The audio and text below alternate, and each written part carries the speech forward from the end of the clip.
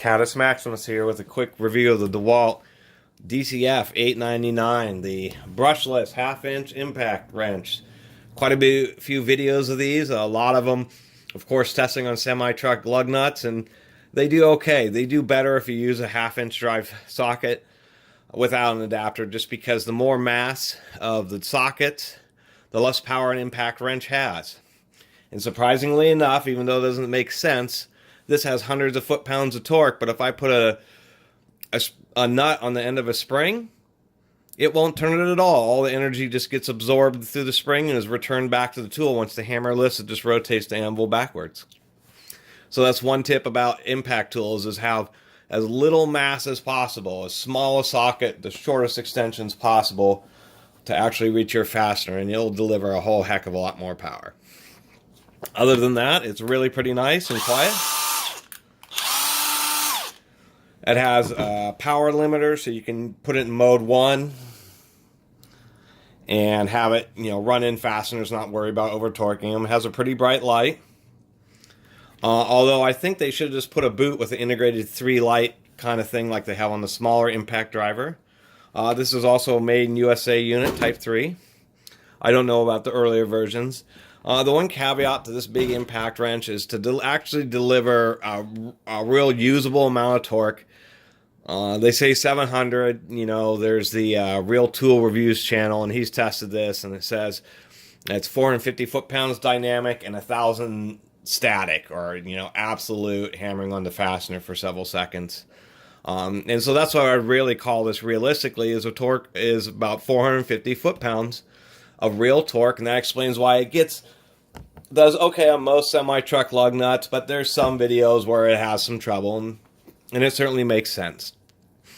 The torque specification, standard torque spec on a semi-truck lug nut is 450 foot-pounds.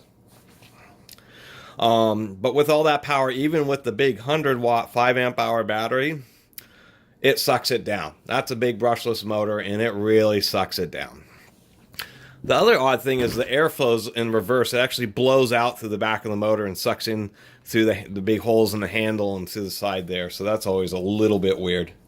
I made a little boot out of a piece of heavy-duty silicone hose that's used on semi-trucks. This is a multi-layer silicone with fiberglass reinforcing. So it's a pretty heavy-duty boot. And those are pretty heavy-duty hoses. So I put it on the boot just so that wouldn't get too scratched up. It wasn't lubricated super well inside, so I did re-lubricate it. It does have 3 planet gears and helical cut gears, so it's pretty nice. One other nice aspect is this: the detent pin gets too damaged. If we can get this to focus here.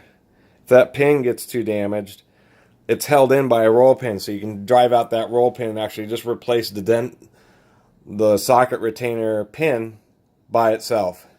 And it's a little easier than replacing a hog ring. Why won't this focus? Come on, focus for me. There, now it's wanting to focus for me. So, and that holds sockets really well. It's the cone shape.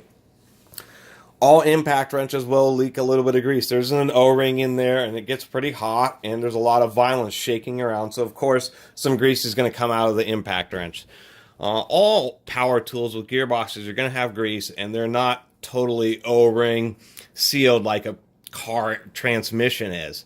So they're always going to seep in a little bit of oil. That's how grease works. So that grease is actually traps oil and then slowly releases it from the emulsification of the grease over time to lubricate the parts. That's how grease works. So if you have tools, you're going to have to deal with a little bit of grease. Otherwise, it's kind of heavy, so doing a lot of one-handed work is, of course, going to be tough because it has a heavy hammer in there. But it's pretty nice and pretty heavy-duty. Apparently, there's like Mac or somebody has a rebranded, or DeWalt has rebranded for them. This is actually DeWalt's original tool. For them, and you can get a whole body boot. So one of these days I'll get that, but that is available, I believe, from Mac Tools as a whole body boot for this impact wrench.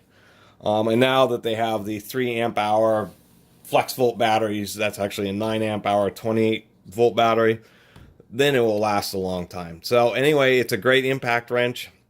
Plenty of power for just about anything you would do for normal automotive use. Suspension bolts, hub bolts, all that kind of stuff. And it's handy if you go on a road trip. Much easier to change tires.